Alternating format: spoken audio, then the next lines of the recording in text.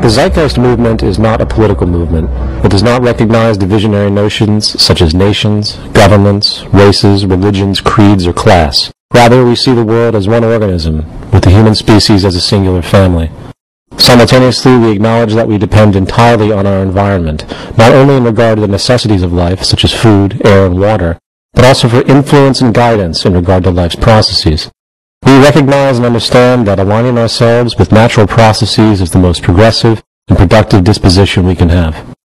The Zeitgeist movement, in fact, is the activist arm of the Venus Project, an organization which constitutes the lifelong work of industrial designer and social engineer Jacques Fresco. Simply put, what the Venus Project represents and what the Zeitgeist movement hence condones could be summarized as the application of the scientific method for social concern. One of the greatest discoveries of humankind, which has allowed for tremendous advancement in our abilities on this planet, has been the understanding and application of science. Through the humane application of science and technology to social design and decision-making, we have the means to transform our environment into something exceedingly more balanced, organized, humane, productive, and most importantly, sustainable. As many are aware at this time, both our societal integrity and ecological integrity are in serious question. The current economic system is falling apart at an accelerating rate, with the prospect of worldwide unemployment and destabilization occurring possibly on the largest scale ever seen. Simultaneously, we are courting the point of no return in regard to the destruction of the environment. Given the current state of affairs, many of which will be addressed in the first part of this presentation, the viewer should find that we not only need to move in another direction, we have to.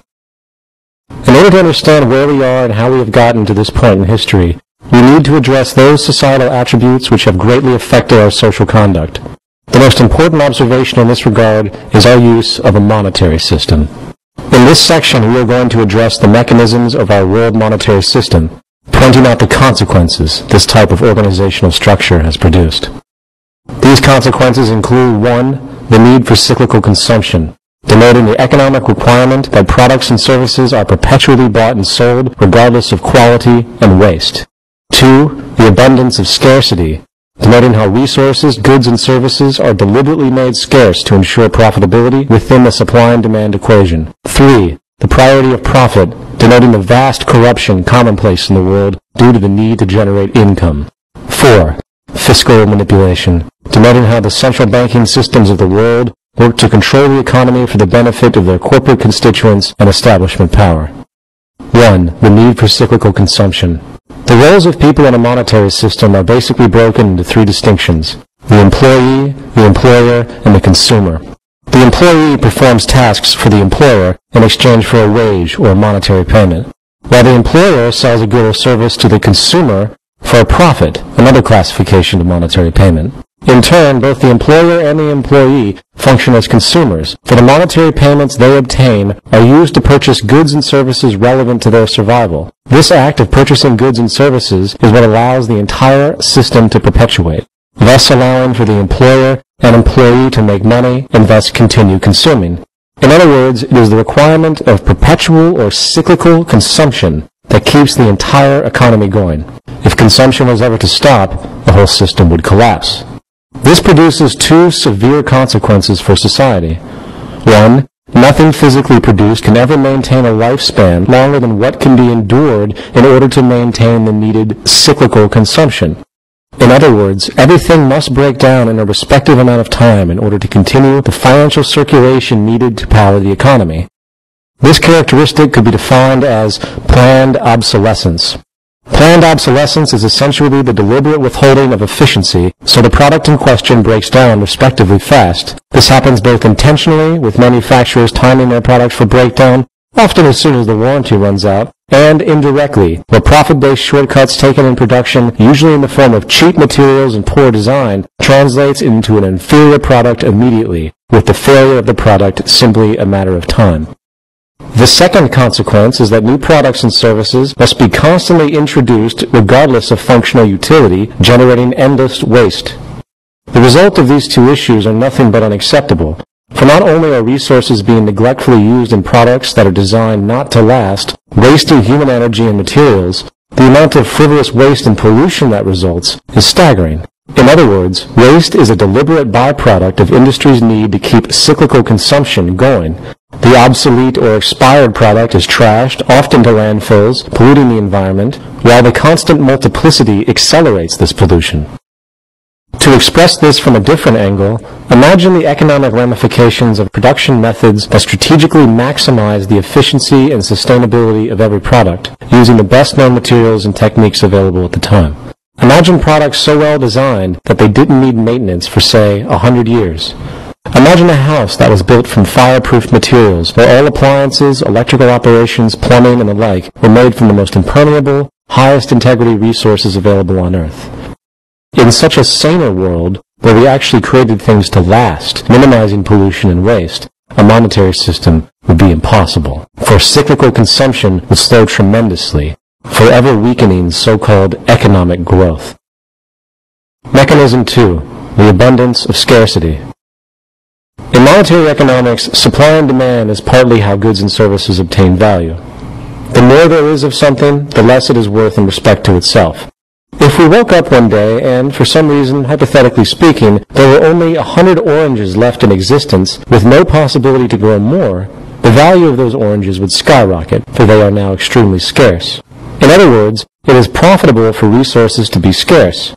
If a company can convince the public that their product is rare, the more they can charge for that product. This provides a strong motivation to keep items and resources scarce. The ramifications of this are psychologically profound, for if companies know they can make more money by having their items scarce, the propensity to deliberately limit production or be dishonest about available resources is high. This means that the monetary system rewards mechanisms that inherently discourage abundance and equality. Even more offensively, profit can actually be made as a result of scarcity generated by environmental pollution, such as what is now happening with our water supplies. This creates a perverse reinforcement of indifference to environmental concern by industry, for the more damage there is, the more profit that can be obtained by offering solutions. And this leads us to 3, the priority of profit. A monetary system's foremost motivating principle is profit, or more generally, income. All people must seek out a strategy to acquire money. A wage earner seeks out the best possible pay he can get for his services, while the employer seeks to constantly reduce costs in order to maximize their profit. This competitive mentality extends into all facets of society, and it should be no surprise that those who are in positions of great wealth are often the most ruthless and indifferent. Now, before we move any further into the negative consequences of the profit priority, let's first consider what many think to be the good side of this system: incentive. As the theory goes, the need for profit provides a person or organization with motivation to work on new ideas and products that might sell in the marketplace. In other words, the assumption is that if people were not motivated by their need to obtain money, nothing would be invented and little social progress would be achieved. First of all, the most powerful contributions to society do not come from people seeking profit. Louis Pasteur, Charles Darwin, the Wright brothers, Albert Einstein, and Isaac Newton did not make their massive contributions to society because of material self-interest. While it is true that useful inventions and methods do come from the motivation for personal gain, the intent behind those creations typically have nothing to do with human or social concerns, and everything to do with detached self-interest and blind personal gain. The pursuit of profit almost always comes before human concern, and a simple glance at the cancer-causing preservatives in our foods, the planned obsolescence of nearly everything manufactured, along with a healthcare industry that charges $300 for a single antibiotic pill, will indicate that the profit incentive is actually a detriment. Problems in our monetary-based society will only have resolution if money can be made from solving those problems. Now, more specifically, to put the spectrum of monetary-derived corruption into a workable perspective, we will divide these behaviors into 3 classifications: general crime, corporate crime, and government crime. General crime in a monetary system ranges from petty theft to illegal sales to fraud to violent robbery. This byproduct of the system is often not given the thought needed to understand its source, for many tend to dismiss these so-called criminals as some kind of social anomaly. The reality is that the stress, conflict, poverty, and thus deprivation generated by the monetary system itself is the foundational cause. In the 1990s, a research project called the Merva-Fowles Study was conducted, which found powerful connections between unemployment and crime. They based their research on 30 major metropolitan areas with a total population of over 80 million. Their findings found that a 1% rise in unemployment resulted in a 6.7% increase in homicides, a 3.4% increase in violent crimes, a 2.4% increase in property crime. During the period from 1990 to 1992, this translated into 1,459 additional homicides, 62,607 additional violent crimes, and 223,500 additional property crimes. This is very revealing. A person living in a deprived environment with little resources, poor education, and few opportunities for work will simply do what they need to in order to survive, while the neuroses generated from the stress of the situation often leads to violent and socially offensive acts. In other words, the environment is creating the behavior. Corporate crime. Corporate crime, which is almost exclusively profit-related, takes many forms. Planned obsolescence, monopolistic collusion, market manipulation, outsourcing, price fixing, labor exploitation, and government collusion are just a few to note. From Enron's deliberate shutting down of California's power plants to boost its energy stocks, to the Bayer Corporation's known distribution of HIV-tainted drugs, it should be clear to most people that corporate crime is constant and oftentimes much more insidious than general crime, for the repercussions tend to affect very large groups of people. The corporate criminal's need to secure profitability is no different in basis than the general criminal's need to survive. While the latter typically commits crimes to live, the former commits crimes to further secure their positions of power, lifestyle, and wealth. It is based on fear. The notion of greed, which manifests from a perpetual insecurity derived from the fear of losing what one has, serves as the motivating factor for most corporate crimes. This neuroses is perpetuated and reinforced by what we could call the luxury stratification that the monetary system creates. For in this system, there is a never-ending progression of products available as one's purchasing power increases. And then there's government crime.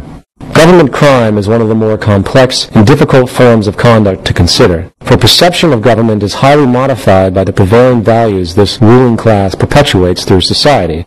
For example, patriotism is often used to encourage support for war, making people feel like they have an obligation to agree with a government's decision. That being said, let's take an objective look at what government within a monetary system actually is and represents. The central role of government is basically the invention of regulatory legislation and policies to handle the functioning of society. Idealistically, the broad interests of the public would be the first priority of government. Unfortunately, as history has shown, this is not, and has rarely been, the case. Rather, government as we know it is actually a parent corporation to all the other corporations working within the country's economy. This, of course, makes sense, for the value of any nation is really determined by the state of its economy. This means that the government has a vested interest in the economic position of its nation, more specifically, with those interests that benefit them directly. Lobbying and contributions in America alone constitute billions of dollars a year, and this money is given entirely under the pretense of putting the donating party's agenda in action. Now, while the examples of government and corporate collusion are vast, the greatest monetarily derived crime of government is its use of war for the benefit of its corporate and financial constituents. In the words of two-time Congressional Medal of Honor recipient Major General Smedley D. Butler, war is a racket. It always has been. It is possibly the oldest, easily the most profitable, surely the most vicious. It is the only one international in scope. It is the only one in which the profits are reckoned in dollars and the losses in lives. Accelerated industrial creation, military contracts, reconstruction contracts, energy and resource acquisition or theft, high-interest, austerity-driven World Bank and private bank loans for post-war economies are just a few of the highly profitable mediums utilized. The true motivation for war today is actually threefold. Industrial commercial profit, maximized for the elite, resource acquisition or theft, as was the case with Iraq and Afghanistan, and strategic geopolitical alignment to increase the ease of further industrial profit and resource theft. War is probably the greatest sickness caused by the desire for wealth and power. Government, with its team of brainwashed assassins on hand, is involved in the ultimate form of self-preservation, and as long as the resources of the world remain hoarded and restricted for the material benefit of a few, this pattern of war will never end. Now, these classifications of corruption are only a generalized grouping. Vast nuances of human behavior in everyday life are also very much poisoned by this mechanism for profit. For if you look closely enough, you will see that nearly every act of strategic monetary gain is corrupt by its very construct. It is just accepted as normal by the conditioned culture. And 4. Fiscal manipulation. The currency used today is fiat, which means its value comes essentially from government decree. Monetary value in the fiat system is actually derived from how much money is in circulation within an economy, generally speaking. Just as with any natural resource, the more money that is in circulation, the less each unit of fiat currency is worth. When less money is in circulation, it makes each unit worth more respectively. This phenomenon could be called inflation and deflation, generally speaking. Now, the increase in the supply of money available in an economy is called monetary expansion, while a decrease in the supply of money is called monetary contraction. Generally speaking, the expansion period is usually associated with so-called economic growth, for more money is available and able to be put to use, and often more jobs are thus created. Conversely, monetary contraction is often called a recession or depression, for money is drying up, and hence there is less money to put to use, so jobs are lost and companies fail. Economic growth is typically defined as the increase in the amount of the goods and services produced by an economy over time. However, let it be understood that economic growth is really a zero-sum game. There is no such thing as true economic growth in and of itself, for the underlying mechanism is based almost entirely on the amount of liquidity or money in the system. In other words, if I counterfeit $100 million and give it to you to start a business, and you buy and fix up an old building, hire a team of employees, and start to produce a product that the public buys, this would be considered an expansion of the economy. You have invested in real estate, increased the employment rate, and created new products that others buy, therefore exciting the circulation of currency, hence the consumption cycle. Now, what if the authorities found out that all the money you had used was actually counterfeit, and thus they shut down the whole operation? This would be a contraction of the economy, for the money thus vanishes. Your employees would be laid off, the building foreclosed upon, and the production halted. One should ask, what was the real growth? If the increase or expansion in the supply of money can result in the creation of jobs and production, while the decrease or contraction results in the loss of jobs and production, what exactly was gained and lost? What was the point? Let's now consider how money is created and regulated by the government and its central bank. For this example, we will use the United States and its central bank, the Federal Reserve. The expansion and contraction of the money supply is what really creates the so-called business cycle you hear about in classic economics. This cycle is largely controlled and manipulated by the central bank by way of interest rates. An interest rate is a fee charged to a borrower for the use of credit or an amount of money. All money in the U.S. economy and virtually every other economy in the world is created out of debt through loans. Every dollar in someone's wallet is borrowed from the banking system. This is important to understand. All money is created out of debt. Thus, the rate by which the money comes into existence depends on how much a person is willing to pay in interest to acquire that loan. The commercial banks base their interest rates on values set by the central bank. When the Federal Reserve lowers its interest rates, so do the commercial banks, and credit or borrowing becomes less expensive. When the Fed raises its rates, credit becomes more expensive, and hence borrowing slows. The point here is that the Federal Reserve has the power to influence the interest rates of all banks. This translates into the power to control the amount of money being borrowed, and hence the amount in circulation, and, to a certain degree, control over the growth periods and recession periods known as the business cycle.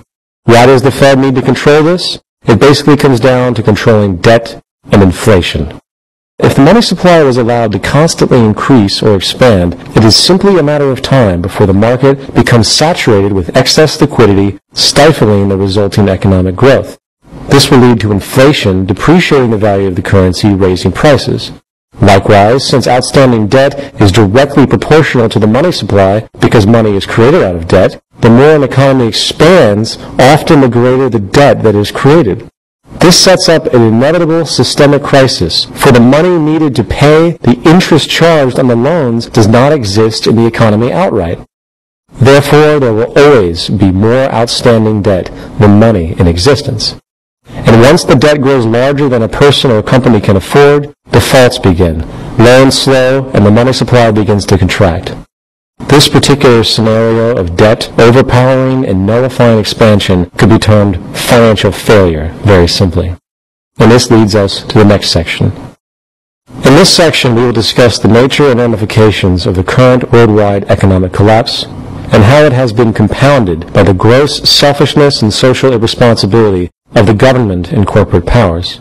Then, more profoundly, we will discuss the role technology is having in displacing workers and the powerful changes this phenomenon is going to force in the world economy at large. 1. Beyond irresponsibility. The collective external debt of all the governments in the world is now about $52 trillion, according to the CIA's World Factbook. Of the roughly 203 countries in the world today, only 4 do not owe others money. The United States alone has over $12 trillion of this debt as of January 2009, and a study authorized by the U.S. Treasury in 2001 found that in order to keep servicing the debt at its current rate of growth, by 2013, income taxes would need to be raised to 65% of one's income. The whole world is basically bankrupt. But how? How can the world as a whole owe money to itself? Obviously, it's all nonsense. The monetary system is nothing more than a game. Those in positions of social power alter the rules of the game at will. The nature of those rules are guided by the same competitive, distorted mentalities that are used to compete in everyday monetary life. Only this time the game is rigged at its root to favor those who actually run the show. For example, if you have $1 million and put it into a CD at 5% interest, you are going to generate $50,000 a year simply for that deposit. You are making money off of money itself. No invention, no contribution to society, no nothing. That being denoted, if you are a lower or middle class person who is limited in funds and must use credit cards and get interest-based loans to buy your home, then you are paying interest to the bank, which the bank is then turning around and using, in theory, to pay the person's return with the 5% CD. What the bank is basically doing is stealing from the working poor to pay the leisurely rich. Simply put, the social stratification we see in the world today is maintained and guaranteed by the monetary system's underlying mechanisms. That reality aside, let's return to the subject of the so-called business cycle. When money is added to the money supply, that money is then typically put to use for some reason. Very often these reasons include starting a business, buying a home, investing in the stock market, etc. This increase in the money supply often translates into so-called economic growth and hence the boom period of the business cycle. Unfortunately, money cannot be added to the economy indefinitely, for the debt and inflation caused by the expansion will eventually overcome the growth benefits. When problems begin to arise after periods of monetary expansion, such as rising debt levels, slowing people's desire to take on new loans, the central bank and government regulators have basically two choices. They can either, 1, attempt to continue the expansion by infusing even more money, often by lowering the interest rates, making credit cheaper, or 2, let the contraction, hence recession, run its course, raise the interest rates, and bring the economy back to some kind of equilibrium. As far as history is concerned, the pattern has been for them to do both, basically with the idea being to ease the recession by increasing liquidity. The reasoning is simple. It is politically unpopular for the ruling class to have unemployed poor citizens. This can lead to contempt for leadership and instability. Therefore, there is always the game of placating the public with false security in order to avoid the truth coming out about the inherent dysfunctionality of the monetary system itself.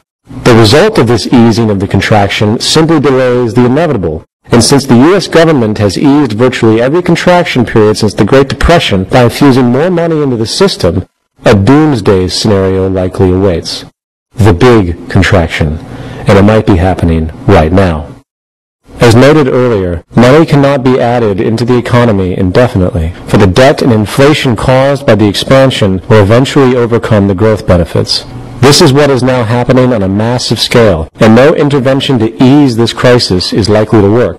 Why? Mainly because the debt levels are way too high. The total debt of the U.S. government plus its citizens' private debt was about $53 trillion in 2007. This is simply an absurd amount of debt. The total U.S. money supply, M3, was only about $12 trillion in 2007, while the annual GDP of the U.S. was only about $14 trillion.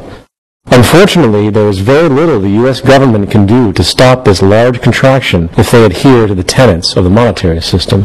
Even with the insertion of tens of trillions of dollars, it cannot compensate for the imbalance. Plus, if they did this type of liquidity injection, the result would simply exaggerate the stagflation we are now seeing, where inflation and economic stagnation occur simultaneously. 2. The ultimate outsource. Now, in response to these issues, very often people suggest monetary reform as the solution. These suggestions often include going back to the gold standard, outlawing interest, shutting down the Federal Reserve, giving the power of printing money back to the government, etc.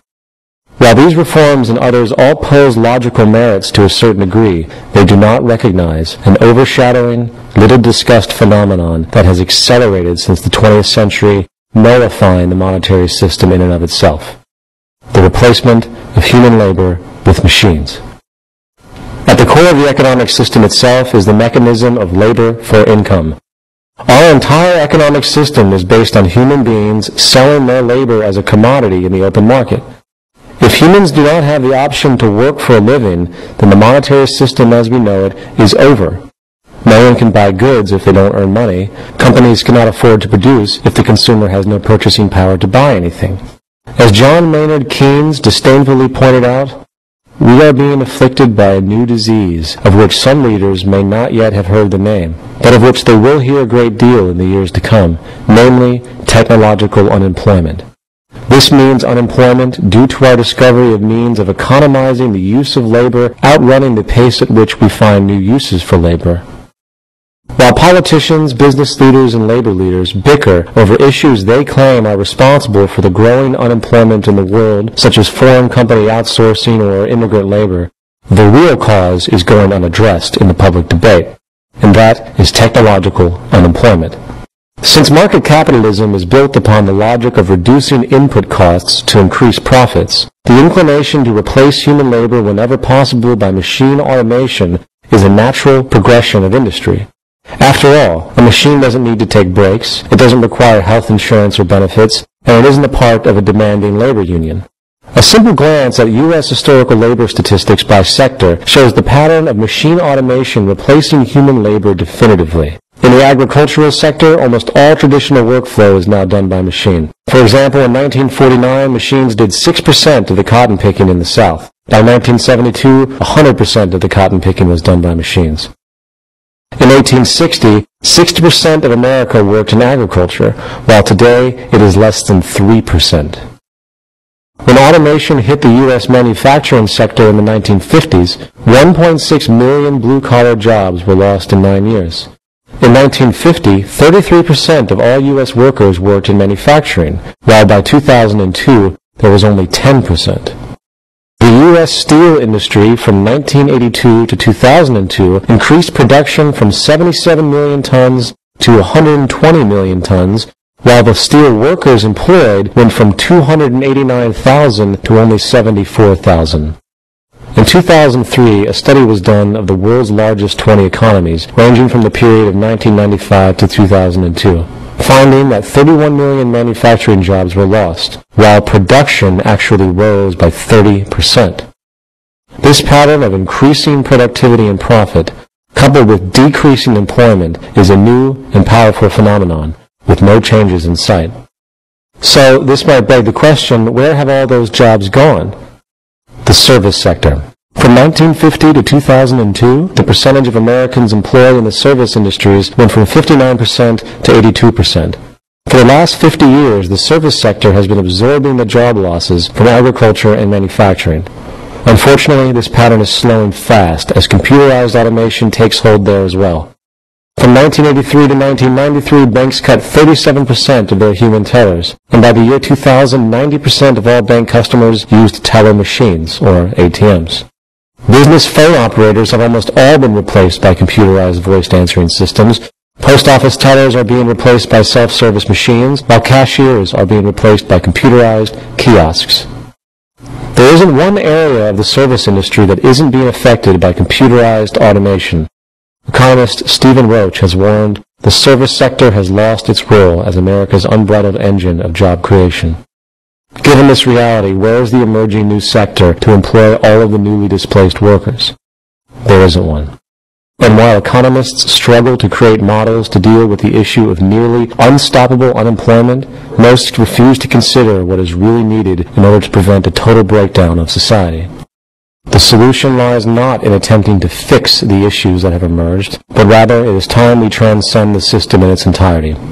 For the system of monetary exchange, along with capitalism itself, is now completely obsolete in the wake of technological creativity.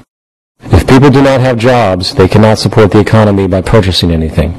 This reality is the final proof that our current system is now completely out of date, and if we want to deter riots in the streets and poverty on a scale never before seen, we are going to have to revise our traditionalized notions about how society functions at the fundamental level.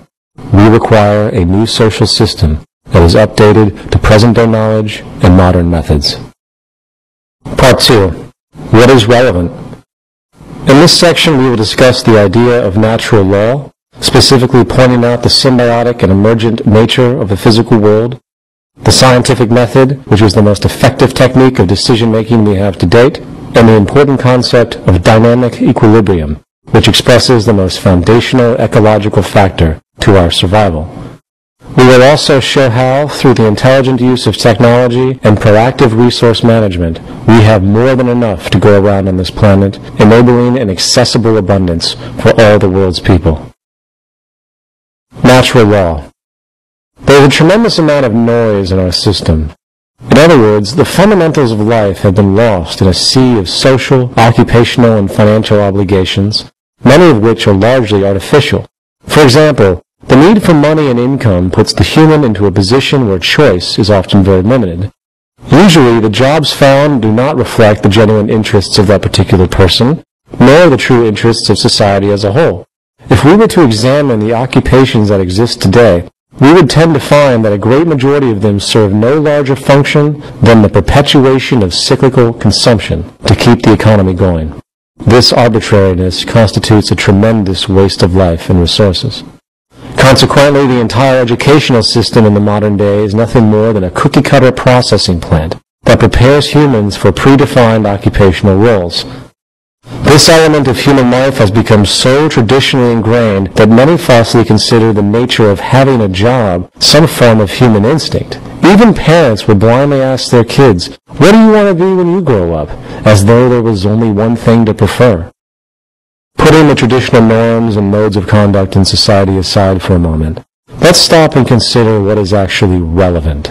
Let's pose the question, what are the near empirical aspects of nature, and what do these understandings teach us about how we should govern our conduct on this planet? Natural Law 1. Every human needs adequate nutrition, clean air, and clean water, and therefore must respect the symbiotic environmental processes relevant to those needs.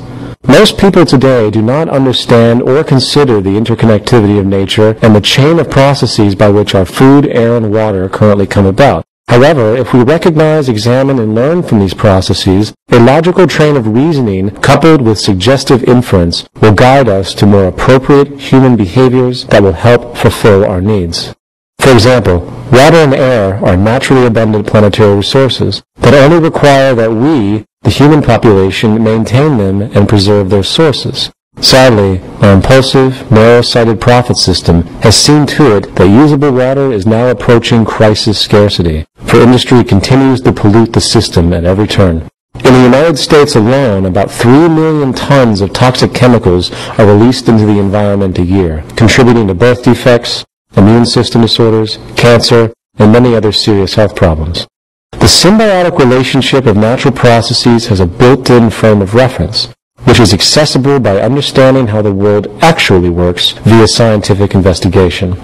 Very simply, our behavior should be guided by the priority of seeking the highest optimization of circumstances that preserve and maximize the abundance and quality of our necessities of life. Sadly, this is not happening. The fact is, our sustainability is under severe threat by the current methods we are using. The monetary system continues to operate with the interest of short-term gain at the expense of long-term destruction. As natural law denotes, we need high-quality air, food, and water to live. Therefore, we must overcome any practices which disturb or create the propensity to disturb the symbiotic environmental processes which keep our basic needs in order. If we don't, the consequences of our violation of this law could put us past the point of no return environmentally, and thus the survival of the human race would be in question. Natural law 2. The only constant is change, and human understandings are always in transition. There is no evidence to support the idea that anything we think is true today will maintain its integrity tomorrow. While certain observed natural phenomena may seem near empirical, based on current scientific evidence, the specifics of each notion will always be altered, for our tools and methods of analysis are always changing and hopefully improving. In the words of C.J. Kaiser, absolute certainty is a privilege of uneducated minds and fanatics.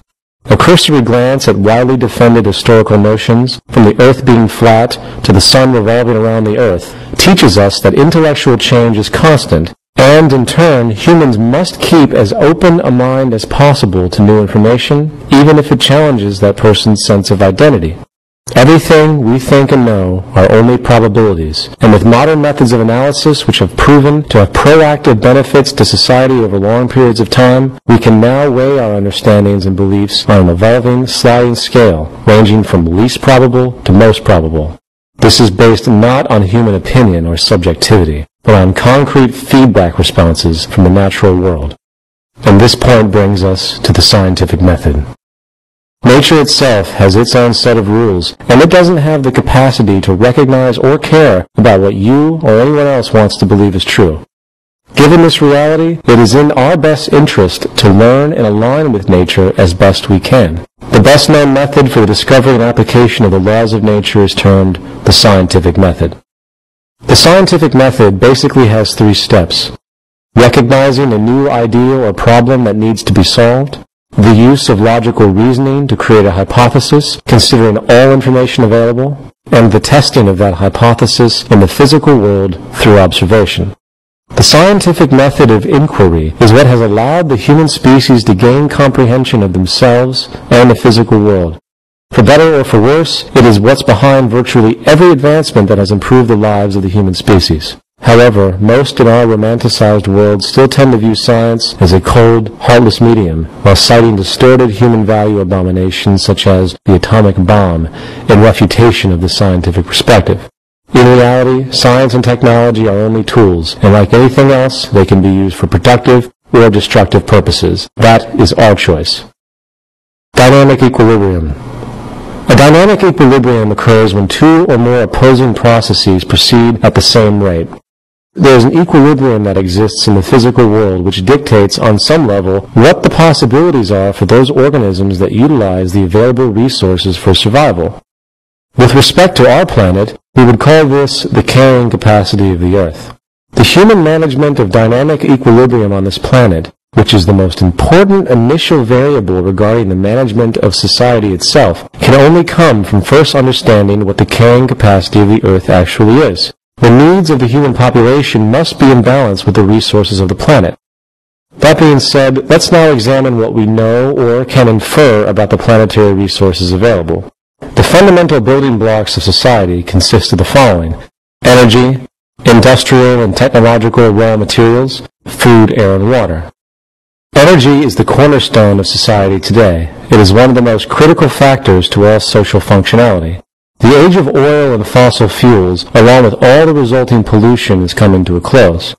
There is no reason to burn fossil fuels at all anymore, other than the profit-oriented vested interest that keeps new clean energy prospects at bay. Remember, the last thing the energy industry wants is abundance, for that translates into a loss of profit in the monetary system. One of the most important sources of energy to recognize today is geothermal power. According to a 2006 MIT report, about 2,000 zettajoules of power is currently tappable worldwide. The total energy consumption of all the countries on the planet is only half of a zettajoule a year. This means about 4,000 years of planetary power could be harnessed immediately in this medium alone.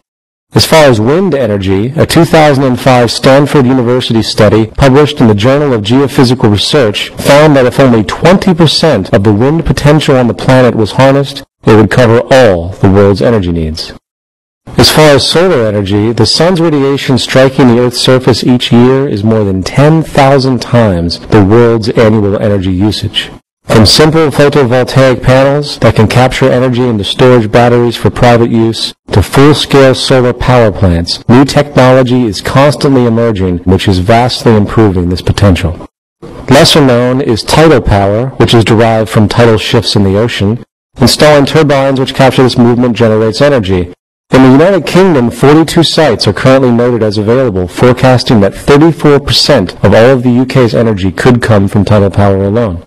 However, more effectively, wave power, which extracts energy from the surface motions of the ocean, is estimated to have a global potential of up to 80,000 terawatt-hours a year. This means that 50% of the entire planet's energy usage could be produced from this single medium. In view of all of these options, energy is nothing but abundant on this planet. The only reason people today think it might be scarce is because of the monetary system's strategic propensity to create the scarcity. The next question is, what about industrial raw materials? Can the Earth's supply of raw physical materials, such as wood, iron ore, aluminum, and such, support the needs of the world's population? Global mineral reserves are currently measured by commercial output production.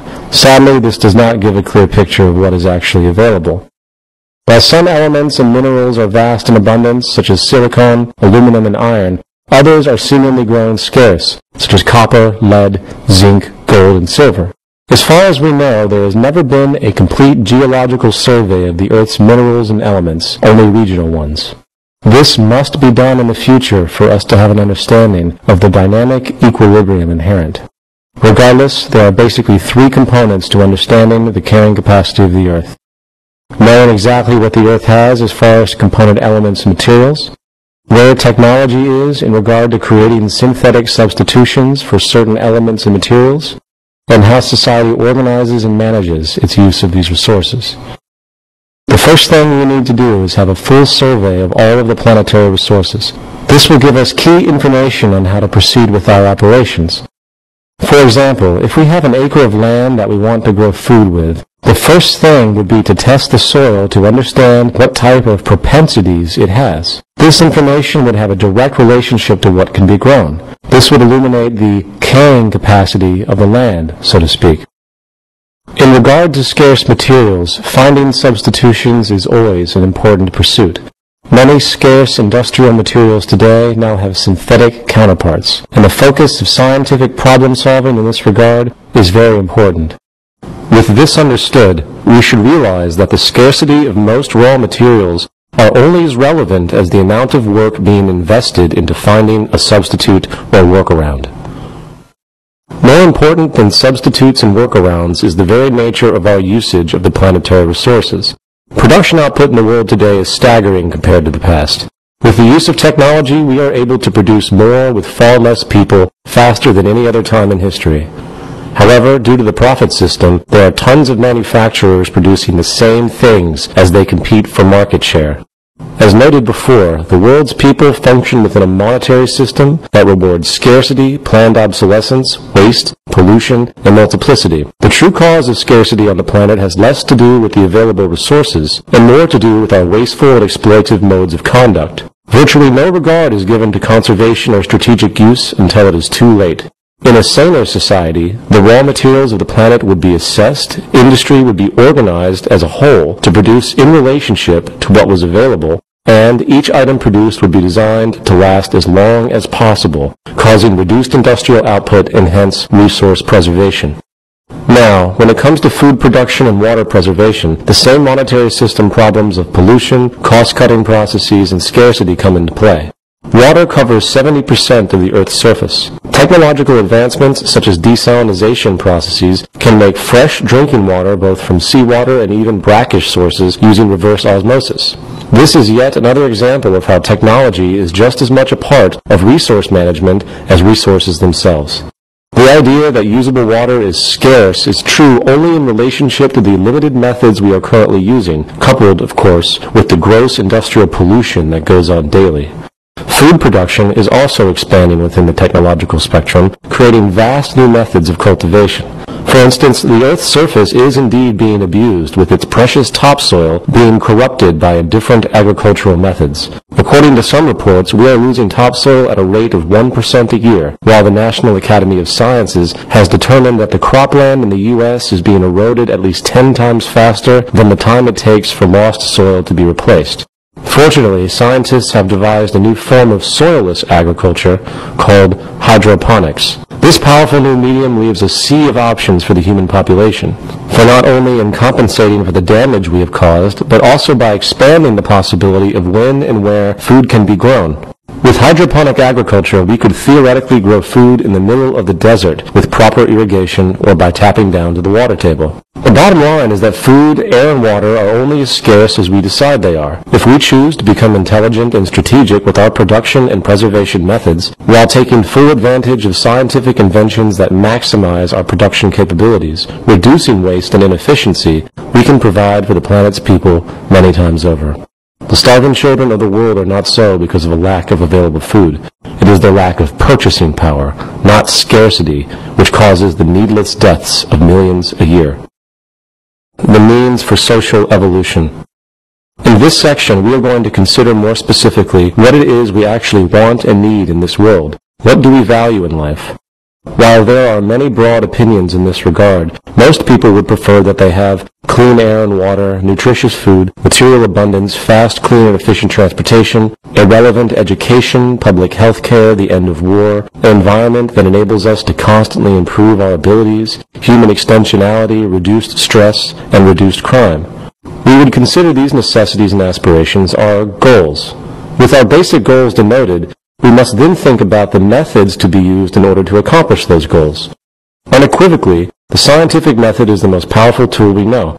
Observation, logic, and testing have long since trumped superstition, intuition, and metaphysics. In the words of Carl Pearson, there is no shortcut to truth, no way to gain knowledge of the universe except through the gateway of the scientific method. The intelligent use of the methods of science is what has brought us nearly everything that helps us in our daily lives. The application of science to social organization as a whole is the next step in our evolution. Furthermore, to fully utilize the scientific method, we will need physical tools that can make our material needs possible. These material tools come in the form of technology. From a simple hammer to a high-tech, fully automated production plant, technological invention continues to ease production methods while also consistently making what was once deemed impossible, possible. The history of technology has shown tremendous accelerating development. Coupled with the scientific method of thought, the technological tools currently at our disposal have the ability to dramatically change humanity in ways most would find too fantastic to be true. For instance, if you showed a cell phone to a man from the 12th century, he would probably be shocked beyond comprehension at the magical instrument. Science and technology has continued to defy prior assumptions of possibility and will continue to do so. It can safely be assumed that whatever the future holds, from a technological standpoint, it will likely seem impossible and ridiculous from the standpoint of today's understandings and methods. Now, coming back to our larger point, the three attributes of personal and social evolution are thus our goals, the method of thought, and the tools to get it done. We define our goals based on what we value. We utilize the scientific method to solve problems and create hypotheses, and we harness technology to make the goal a reality. Part 3. A resource-based economy. In this section, we are going to address the Venus Project and its advocation of a new social system called a resource-based economy. We will describe its basis in regard to industry and labor, specifically discussing the role of technology and automation, while isolating the 5 most important steps to achieving the most efficient and effective production methods possible.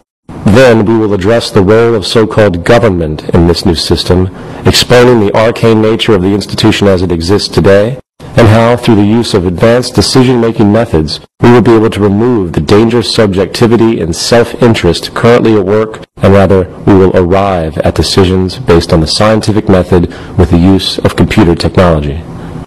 A resource-based economy utilizes existing resources rather than commerce. All goods and services are available without the use of currency, credit, barter, or any other form of debt or servitude. The aim of this new social design is to free humanity from the repetitive, mundane, and arbitrary occupational roles which hold no true relevance to social development, while encouraging a new incentive system that is focused on self-fulfillment, education, social awareness, and creativity, as opposed to the shallow and self-centered goals of wealth, property, and power which are dominant today.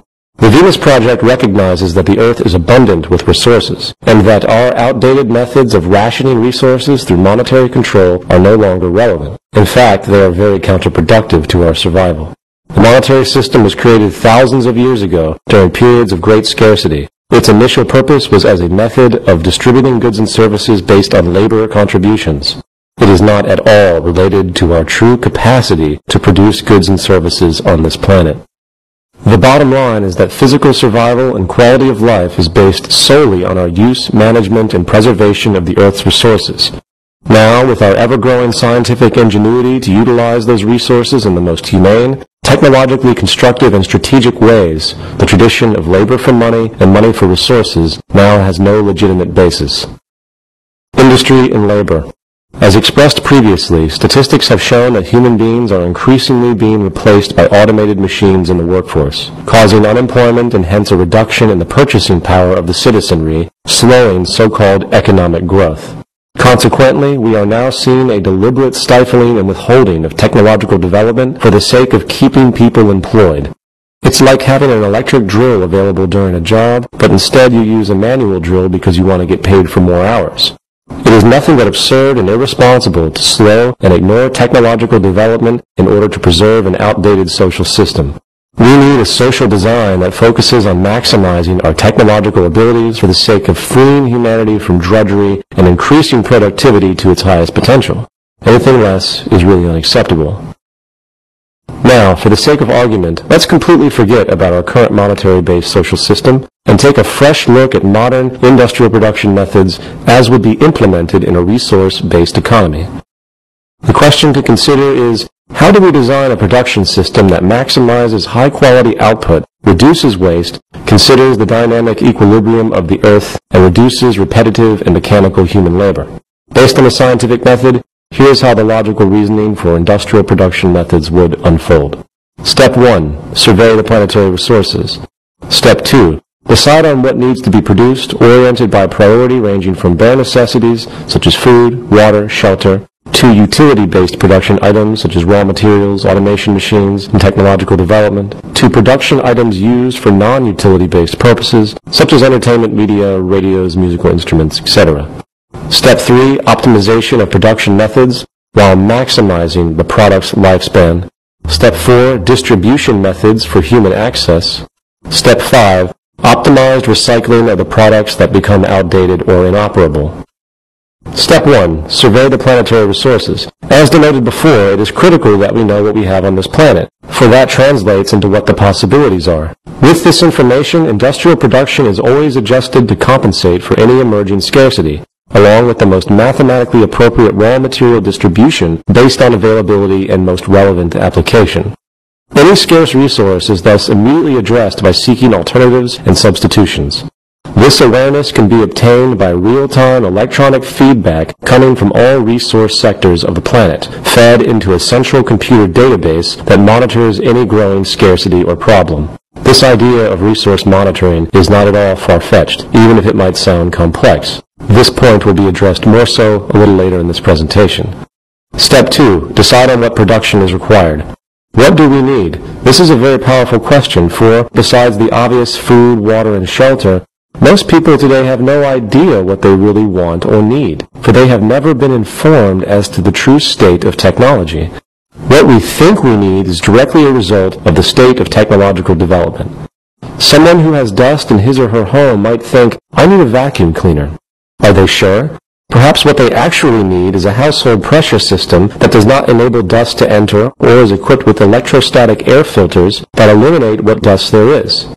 If we think very critically about what we think we need in a material sense, we can begin to see that needs are always in transition. Science and technology are barometers of utilitarian human need, and therefore all products made should be as advanced as that period of time makes possible. Our current monetary system, which generates wasteful, outdated products constantly just to keep the companies and economy going, does not have the ability or the desire to produce the most advanced tools for our use.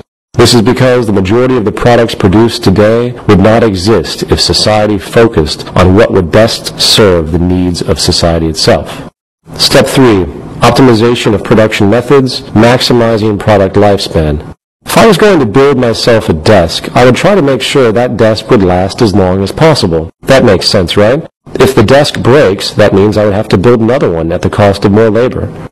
It would seem logical that everything produced in society would have the longest possible lifespan that is technically possible. Sadly, the exact opposite occurs in our current system. For, as previously discussed, the monetary system thrives on multiplicity and planned obsolescence. Without it, the whole economy would collapse. In a saner world, we would make things that last. The optimization of production methods is about using the most powerful materials and methods while outputting the most long-lasting and effective products. Furthermore, human labor is not only currently being replaced by machines because it is more cost-effective in the profit system, machine labor is actually much better than human labor, and output statistics have shown this continually. This, of course, should be of no surprise. For a machine does not get tired, and it is always more accurate and consistent than a human mechanically. High-efficiency labor automation coupled with the scientifically managed resource abundance will allow for a fluid, near scarcity-less environment which could be operated by only a small fraction of the population. Step 4. Distribution methods for human access. Distribution methods would also depend on the state of technology. For instance, production could theoretically become so streamlined that a product is only created when the request is actually made. Regardless, warehouse-like distribution centers, along with automated delivery, would be the most simplistic way for now.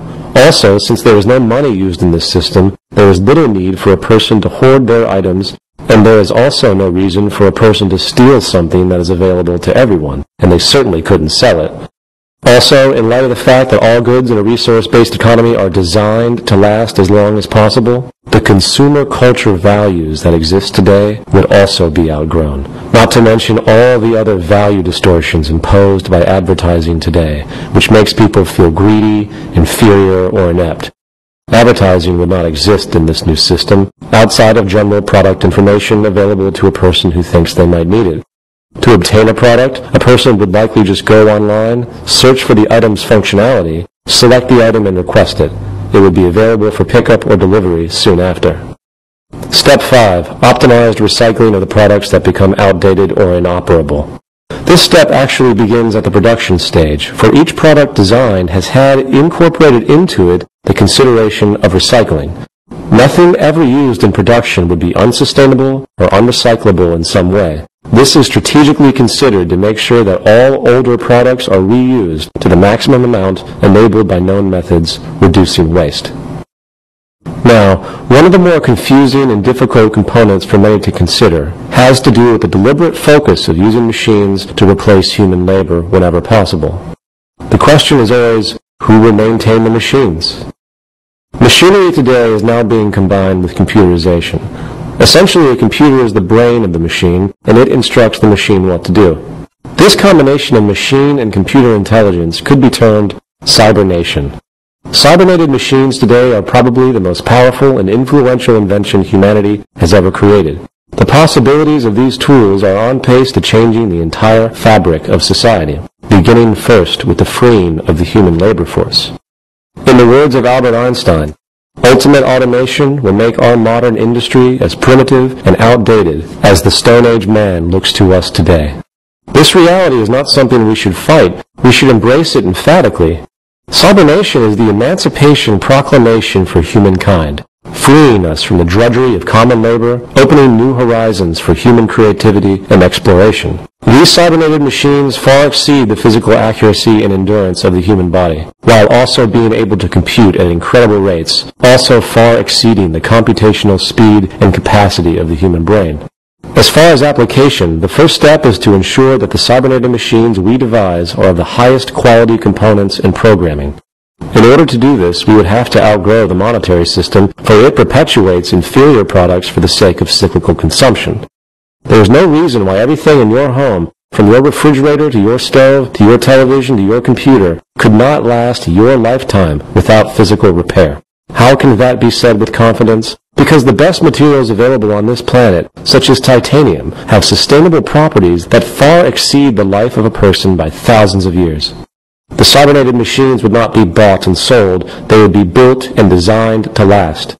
Not only will they have extreme durability and long lifespans, these advanced machines will eventually be able to repair themselves.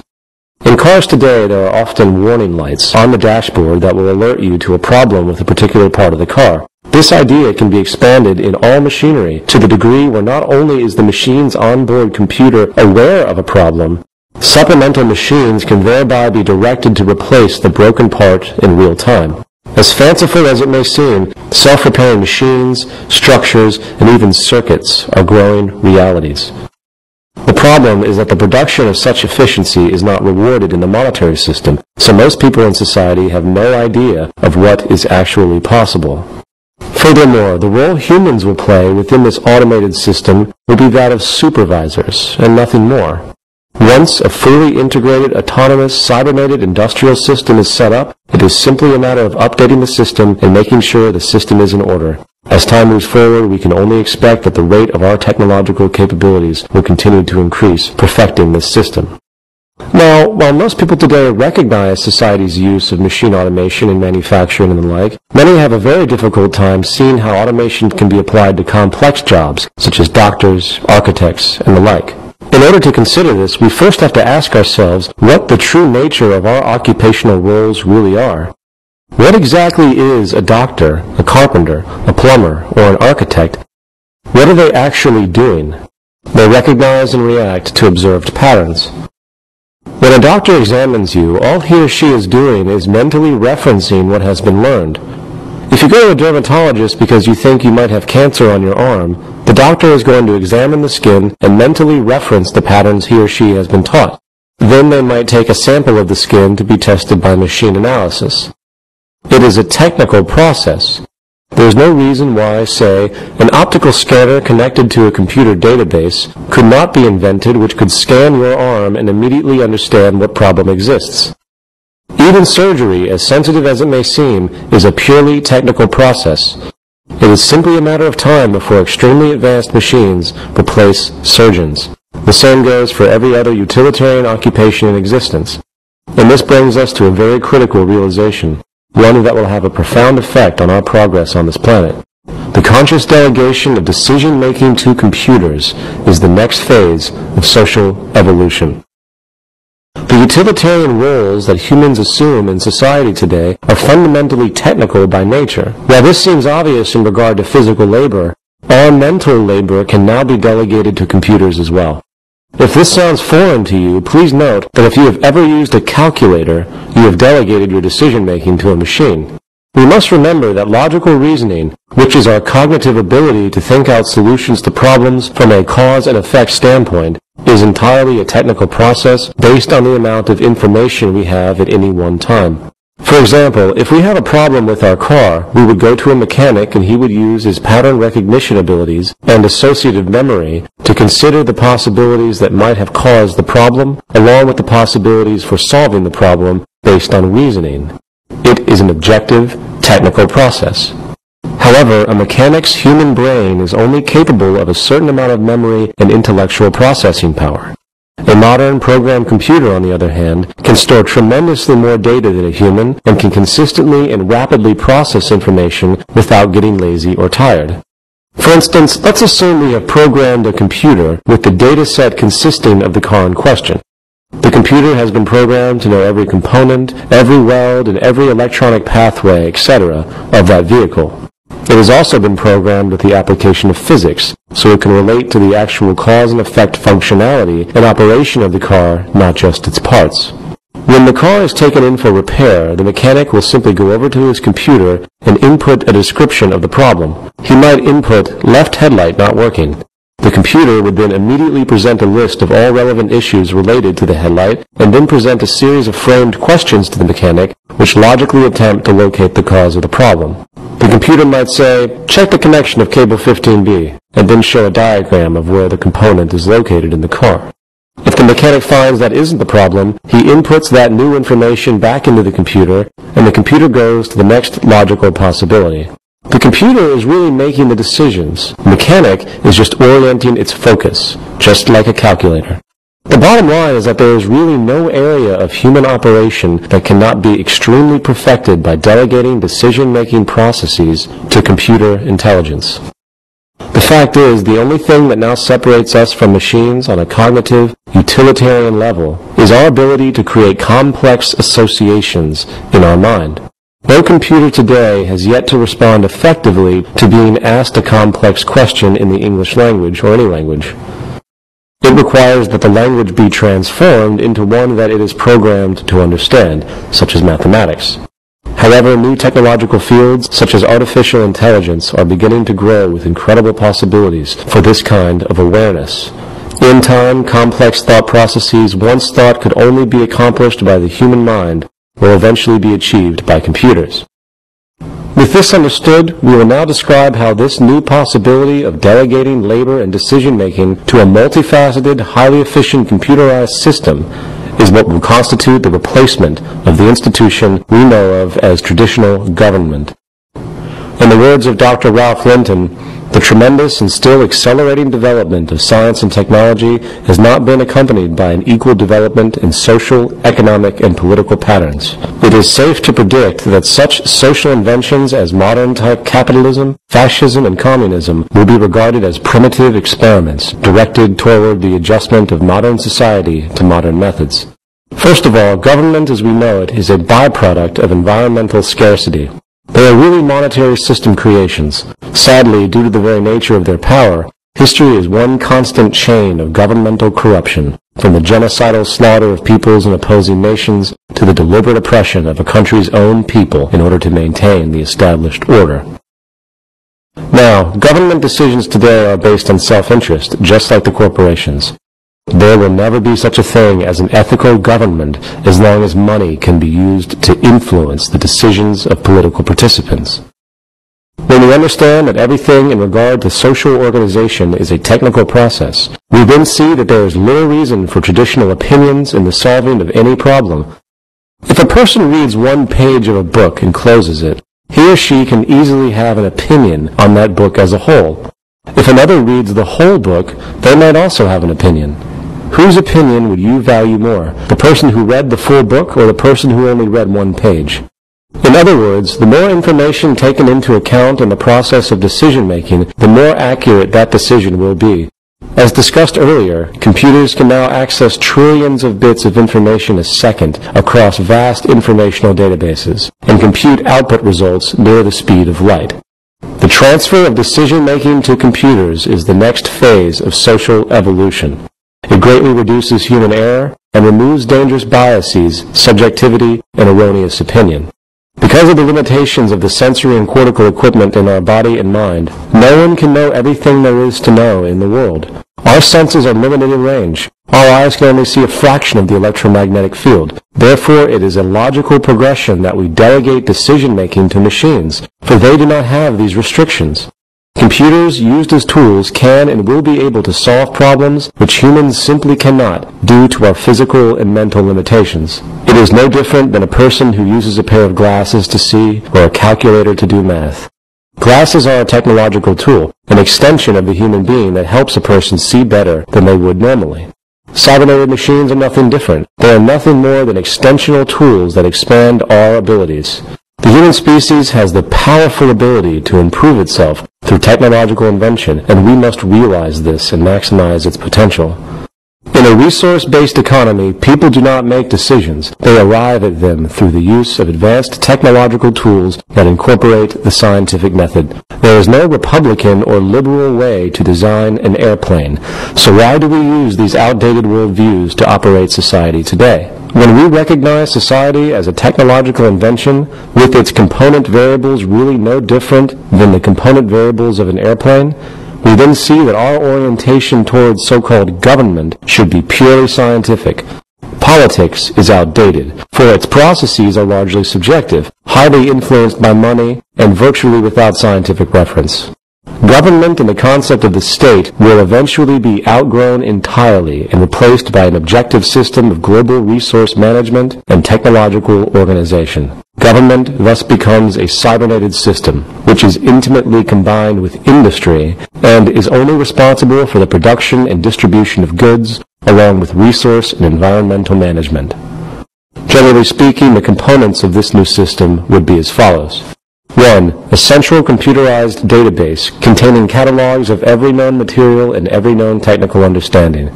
As noted previously, computers have the ability to catalog information and logically compute it on a scale much larger than any human can. As stated before, the most efficient decisions we can make are decisions that take into account all known relevant variables. Only computers will be able to handle the integration of all known earthly knowledge and come up with decisions that will be logically based on the full known range of data. Just as with our previous example of our car mechanic who had his tailored database program for solving mechanical problems, this central computerized database contains all known knowledge ranging from the properties, combinations, and applications of every element on the periodic table to the complete known history of technological invention. Once the associative system emerges, which will allow computers to contextually cross-relate all the known disciplines, we will have at our grasp a tool of immeasurable possibilities.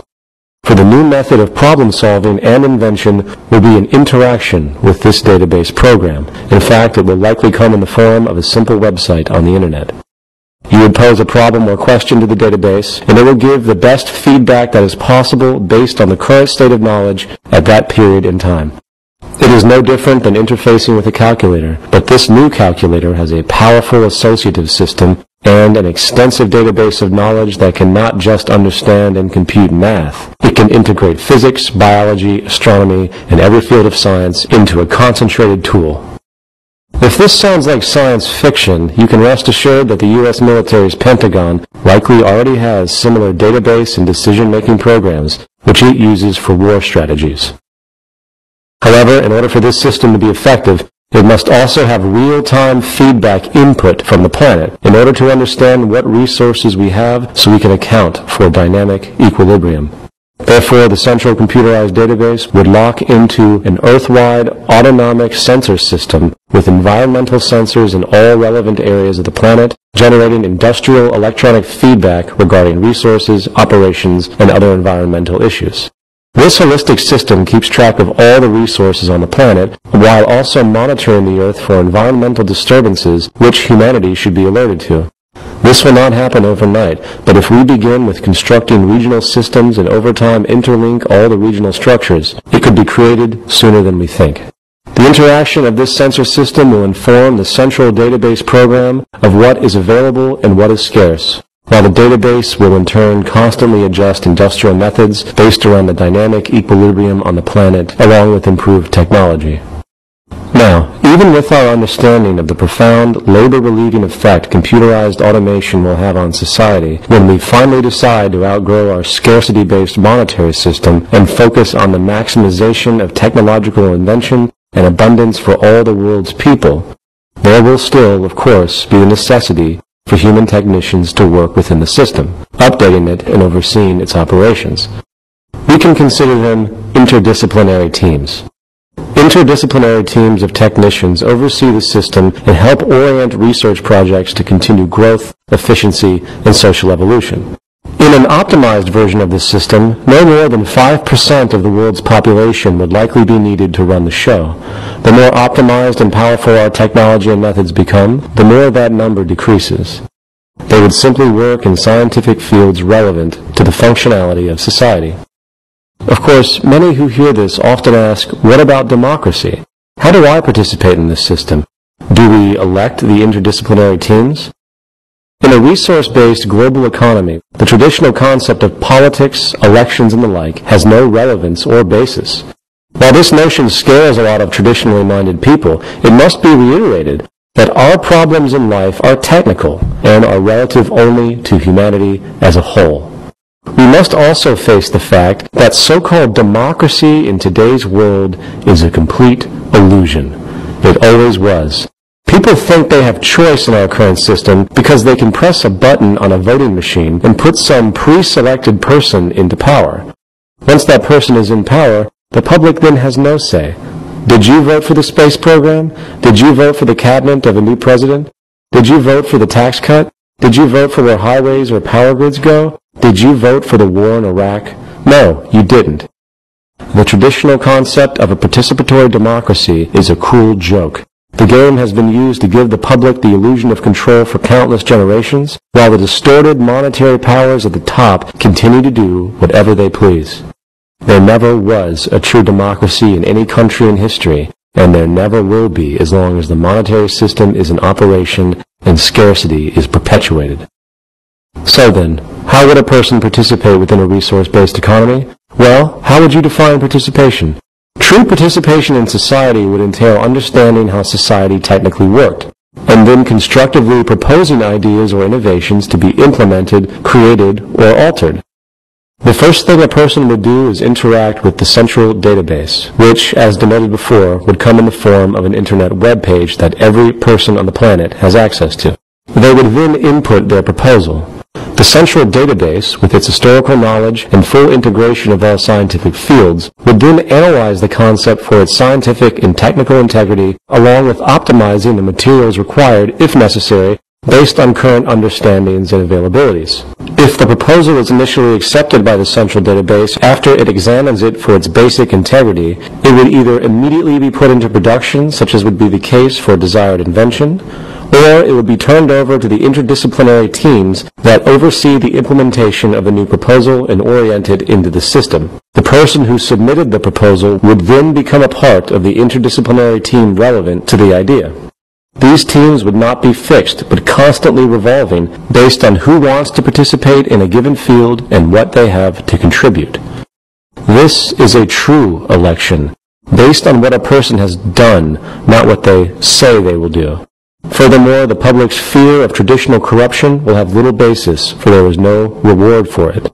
The interdisciplinary teams do not get paid in any way, for their worldviews have been expanded to realize that their reward is, in fact, the fruits of the society as a whole, and they contribute because it benefits them directly. While this might sound difficult for those who have been fully indoctrinated into the monetary-based reward system and feel that money is the only incentive there is, let it be known that every day all over the world millions of humans volunteer for the greater good. In a 1992 released Gallup poll, more than 50% of American adults volunteered with no pay for social causes at an average of 4.2 hours a week, for a total of 20.5 billion hours. This is an incredible triumph for the collective human spirit, for even with the sickness of narrow self-interest generated by the monetary system, humans still strive to help each other and give to society without reward.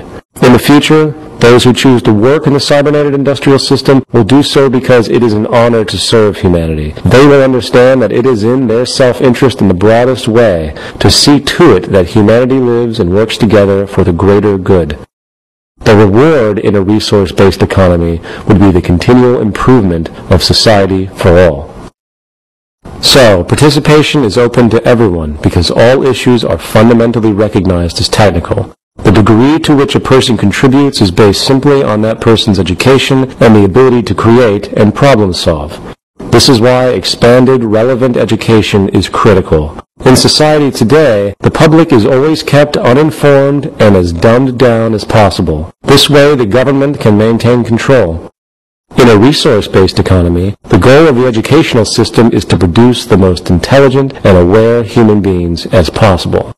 Why? Because everyone then has a greater possibility of contributing, greatly affecting our collective social evolution for the better and improving the lives of all. Now, due to the importance of this section, let's recap what we have discussed. Who makes the decisions in a resource-based economy? No one does. Decisions are arrived at by the use of the scientific method, utilizing computers that gain real-time feedback from the environment, along with a central historical database of all known technical information and maintained by revolving interdisciplinary teams. The goal is to increase objective decision-making as much as possible. And when we fully accept that our problems in life are actually technical, the merit of this approach is without parallel. In the end, the only real issues for society in the natural world are 1. The production of goods and services that are equally available to all. 2. Research projects and educational systems to expand our knowledge, understandings, and applications. And 3. The constant monitoring of the Earth's resources and atmosphere for feedback and possible environmental problems. We could address true threats to humanity, such as unforeseen variables like tsunamis, earthquakes, and disease. The only real problems in life are the problems that are common to all humans. Cities and lifestyle. In this section, we are going to extend the tenets of the resource-based economy into one of our most fundamental social inventions, the city, specifically the Venus Project's circular city. We will also discuss how people's lifestyle will change in a resource-based economy, likely with values and goals that are profoundly different from what we see today. In a resource-based economy, the cities are designed to be extremely flexible, allowing for constant upgrades and changes. They are emergent, fully integrated systems designed to evolve like a living organism. Jacques Fresco's innovative, multidimensional, and circular city designs would use the most sophisticated resources and construction techniques available. However, it requires a fresh start. Trying to fix our current cities are not worth the time, material, or effort. It is much less problematic and effective to build newer cities from the ground up than to restore the old ones. The circular city permits the most efficient use of resources, travel techniques, and general functionality with a minimum expenditure of energy. The geometrically elegant circular arrangement is designed to allow for the highest standard of living in the most productive and efficient ways possible. For instance, the outermost perimeter of the city is for nature-oriented recreation, including lush gardens and parks for hiking and any other outdoor activity. The next intersection is the agricultural belt, using outdoor and indoor agricultural methods so food can be grown all year round. Continuing in, 8 green areas provide clean, renewable energy sources for the entire city. While these energy sources would be region-specific, often these methods will include geothermal, wind, and solar, while those cities close to water will extend to wave and tidal power. The largest of these green areas is also the residential belt. The residences are constructed by extrusion technology and other methods of high-tech prefabrication. The days of bricks and wood being stuck together are no more. Structures of the future will be near-solid units extruded as a whole. All homes and apartment complexes are also virtually self-contained systems. For instance, the outer surfaces of these new structures serve as photovoltaic generators, converting solar radiation directly into electricity. The homes are fire-resistant, require little maintenance, and are impervious to water and other environmental influences. Moving in past the residential district are education, science, and research centers, along with production and distribution centers. Automated inventory systems would integrate the distribution centers and manufacturing facilities in a highly coordinated and efficient way. In the center of the city, there is a large dome that contains the central cybernated system, which is the brain and nervous system of the entire city. The core dome electronically controls and monitors the production and distribution of products, while also controlling environmental factors within the system. For example, in regard to the agricultural belt, electronic probes monitor and maintain the soil conditions, including the water table, nutrient allocation, and other attributes. This method of environmental feedback is applied to the entire city complex. This way, a balanced load economy can be maintained, with overruns and waste eliminated. Waste recycling and other needs are located beneath the surface of the city, always utilizing the most advanced and clean technology. Other city designs would include various land city configurations, total enclosure cities, along with cities in the sea. Regardless, the cities on Earth, in whatever form they take, are all tightly interconnected within a worldwide system. Just as each city has a central organizational dome which functions as the brain, along with its nervous system, consisting of computerized environmental monitoring via satellite and electronic probes, the larger world complex absorbs each city and monitors the broad spectrum of the environment. making sure that there isn't a problem or material resource needed in any of the individual cities, while also regulating larger order processes for all cities and the environment as a whole. Lifestyle. It's important to point out that in our current system, the traditional family is broken, with both parents having to work in order to survive. Monetary economics undermines family cohesion and childcare. Stress is always high due to medical bills, insurance, education costs, employment insecurity, and living costs. In a resource-based economy, the integrity of the family will be returned.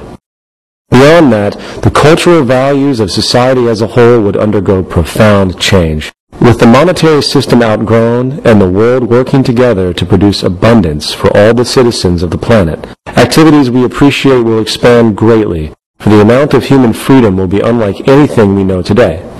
Consequently, one of the more in-depth changes in lifestyle and values will be the way people think about property. In most of the world today, property is a powerful concept, with people often associating their social status to what they own. As stated before, the monetary system requires cyclical consumption to function. This naturally leads to people being manipulated into thinking they want or need a particular good or service. With the powerful tactics of modern advertising, most in the world support an artificial, materialistic value system that entails wanting more and more goods and services, often regardless of the necessity or utility. In a resource-based economy, the monetary system will no longer pollute the human mind via its manipulative arm, advertising. The endless sea of billboards, media commercials, magazines, and the like will no longer poison the landscape or our perceptions. This will cause a dramatic shift in what we find important and hence change our lifestyles. More to the point, in a resource-based economy, there is no reason for property. Property is an outgrowth of scarcity. People who had to work very hard to create or obtain a product or resource in turn protected it because it had immense value relative to the labor entailed along with the scarcity associated. Property is not an American or capitalist idea. It is a primitive mental perspective generated from generations of scarcity. People only claim ownership because it is a legal form of protection. In a system of abundance without the need for money, the idea of ownership becomes irrelevant. In this new system, no one owns anything. Instead, everyone has unrestricted access to everything. Ownership is a massive burden. No longer will a person need to live in one place. One could travel the world constantly. Anything needed is obtained without restriction. There is no reason for abuse, for there is nothing to gain. You can't steal things that no one owns, and you certainly couldn't sell them. Household items would be obtained through central distribution in the cities, while recreational items are available on call or near the location of interest. For example, if you go to a golf course, you would select on-site your clubs from the most effectively designed models available. You use them, and then you return them. If you decide to keep the clubs, go ahead. That's your burden. For why would a person want to transport, maintain, and store golf clubs when they can always have access to them and return them on-site? Our homes today are full of stuff that we hold on to because of the supposed value they maintain. This waste will no longer be needed. In this economic model, the city, or in fact the entire world, is really your home. If you require an automobile for whatever reason, the car is made available for you. When you get to your destination, the satellite-based driving system will automatically make the car available for others to use, as opposed to sitting in some parking lot, wasting space and time. In society today, the need for property results in extreme product overlap and redundant waste. It is much more intelligent to create a universal shared system, for it dramatically reduces waste, redundancy, and increases space and efficiency. Human behavior. In this section, we are going to discuss the issue of human behavior and its relationship to the environment, while also addressing the legal system and its extremely despotic, backwards basis for influencing human conduct. Some people who consider the tenets of a resource-based economy tend to think that the system would be difficult due to something called human nature. The argument is that humans are inherently competitive, greedy, and blindly self-serving, implying that no matter how technically good things are in society, there will always be corrupt people who want to abuse others and seek dominance. Human nature is defined as the shared psychological attributes of humankind that are assumed to be shared by all human beings. Therefore, the implication of the term is that certain psychological, hence mental behaviors are in some way hardwired into a person. We are thus supposedly born with some preset psychological inclinations. It is easy to see how this kind of assumption has manifested. For if you look at the historical record for the human species thus far, we see an endless series of wars, genocides, conquests, and power abuses. Given that this is the pattern we recognize, it is easy to assume that it must be some set human nature to behave in ways that are historically reoccurring. Furthermore, so-called criminal behavior has been a focus of psychologists for some time. Is it the responsibility of an individual's genetic makeup that makes them a so-called criminal? Or is it the environment in which they are raised that determines this? This is the age-old question of nature versus nurture. First, what exactly is criminal behavior? How do we qualify behavioral distinctions that have been invented by man and change with time? The entire concept of criminality is temporal and relative to a culture's values and concepts of morality.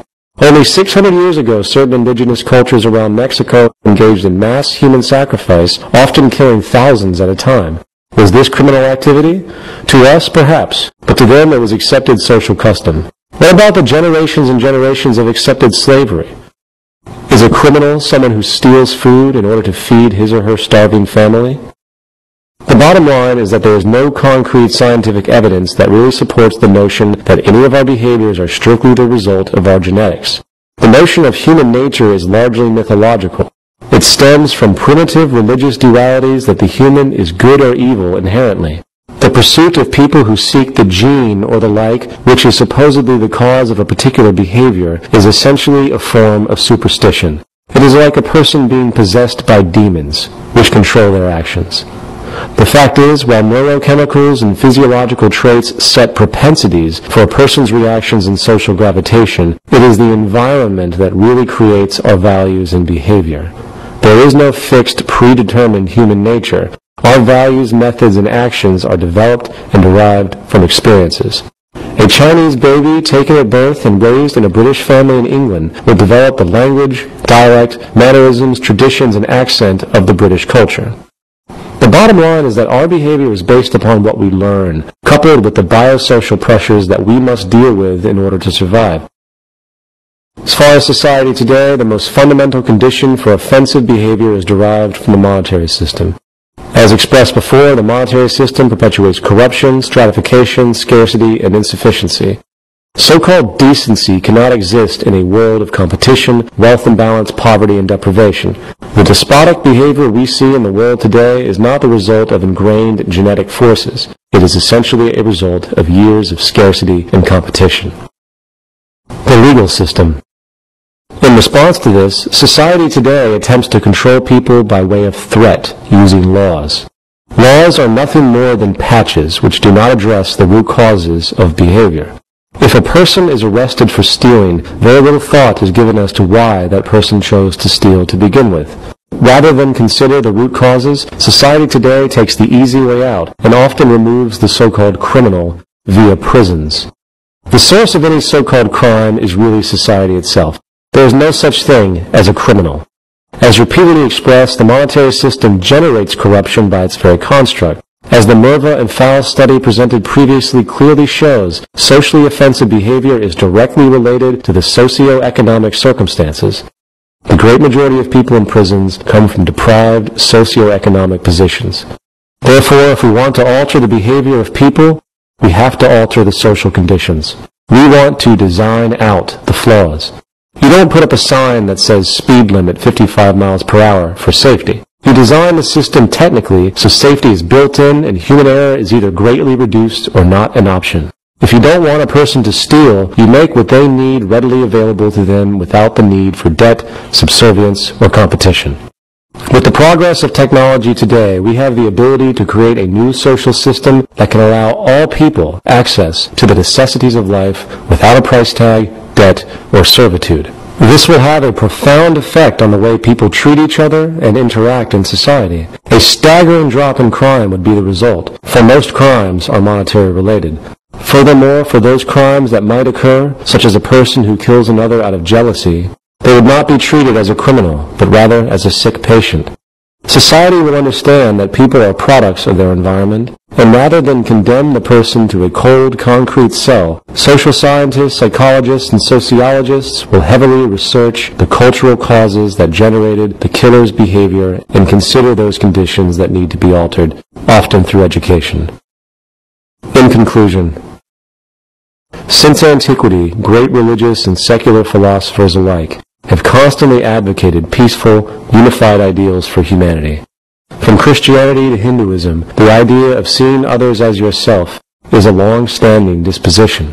Sadly, one glance at society today makes one wonder why the idea of universally valuing and respecting your fellow human being and working together has never taken root. Today's self-interest, money-oriented society creates an environment that refuses to allow for the universal caring and account of another. This system is based on the perpetuation of oneself at the expense of others, and therefore it will never allow for a world of balance and harmony. The fact is, it is time to stop praying, stop wishing, and stop blindly talking about our supposed humanistic and religious ideals and actually work to make them happen. A resource-based economy puts into practice everything the great religious and philosophic teachers have always talked about in regard to humans embracing each other as their own and working together in mutual respect as a single human family. The use of science and the scientific method, while often deemed cold and heartless, actually presents one of the most profound spiritual unfoldings we have ever seen. While many people look with great awe and respect upon figures like Mother Teresa and her selfless nature, few tend to see Alexander Fleming, the man who discovered penicillin, in the same romanticized way. Penicillin has saved countless more lives today than any charitable idea or organization. The point is that science and technology are divinity in action. We cannot wait for some divine revelation or some great man to guide us. We must realize that we are on our own on this planet, and it is up to us to change the world for the better. It is time we stop pontificating and providing lip service to those spiritual values which religious and secular philosophers have been discussing for millennia and finally put them into practice. Science is the tool for this functional spirituality, and if we work to apply its methods for the betterment of civilization itself, we can reach the spiritual goals we have sought since antiquity.